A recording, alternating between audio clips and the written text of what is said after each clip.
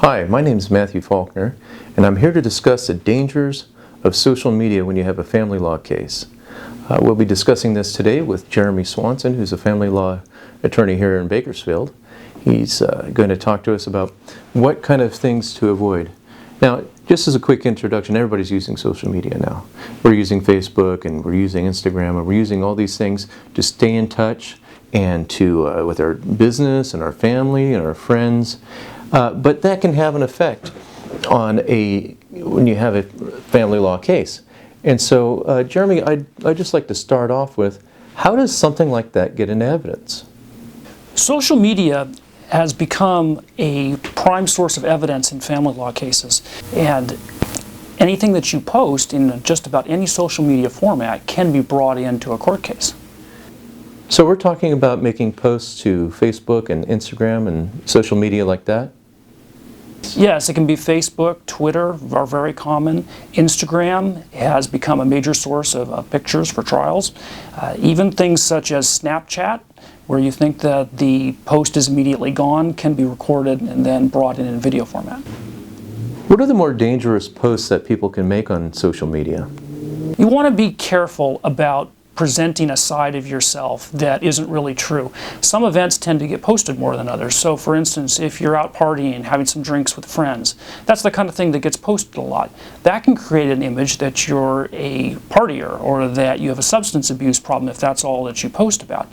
You also have to keep in mind that if you are venting things that might sound threatening to the opposing party, those can all be taken out of context and be very dangerous to your case. What do people need to think about when it comes to things like venting on social media? Like, people get upset about their cases. It's very personal. Why is it bad for people to do that, and what should they do?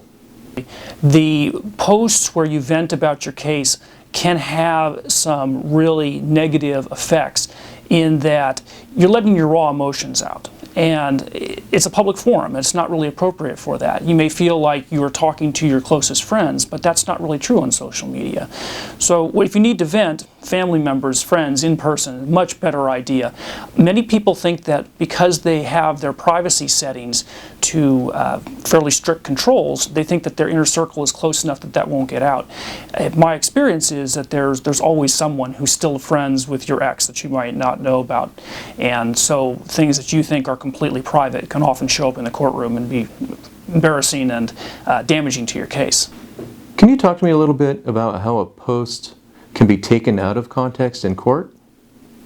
You have to keep in mind that the opposing attorney is going to cherry pick their favorite of your posts. And so you're going to end up with the ones that are embarrassing, the ones that might seem angry, the ones where you might seem to be abusing a substance or doing something that would not be appropriate with children. You may have 100 posts that are family oriented, of activities that you've done with your children, and then you have one wild night. That can get pulled out of context. I've seen two recently that were pulled out of context. One was a case where a person posed with a knife, and it was a cooking knife, and it was because he was going to cook dinner. And then that post was then taken as a threatening post, threatening somebody with a knife. That kind of thing can get pulled out of context. Those things happen all the time. So what's the takeaway here as to what people shouldn't post on social media? First, you have to think, is this something that I'm okay with the judge looking at? And then the second thing you have to think about is this post, as it's taken, is it appropriate? Is it something that appears that a responsible adult would post? And then keep in mind that it's a public place, it's a public forum. It's not a place to reveal all your inner feelings and your struggles and difficulties with the case, because it is a public forum. It's not a private counseling. It's not with your best friend. It's not with a relative. It's out there. You know, if someone's at a point where they're trying to decide whether they should post something or shouldn't post something, what do you suggest the thinking process is in terms of whether they should or should not do that? If you have to think about it twice, don't do it. If it's a doubt at all in your mind, don't post it. Again, it's in public. If it's on the line, don't do it. So could you talk to me a little bit about people deleting posts on social media? And that brings up an interesting issue, which is evidence preservation. If you see something on an account that you might want to use for later, screenshot it, save it, print it, because social media posts have a way of disappearing when things get intense.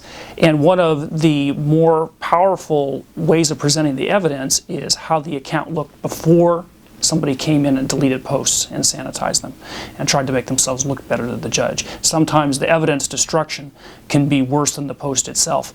So you always want to preserve when you see it, because you might go back later to try to get that piece of evidence and it's gone. Well, thank you, Jeremy. It's been a pleasure talking to you today, and I think this has been very informative. If you need to reach Jeremy Swanson, he's at Swanson Odell. His phone number is 661-326-1611, and their website is www.swansonodell.com. I'm Matthew Faulkner, and I'm from Faulkner Law Offices. Our website is www.faulknerlaw.com. Thank you.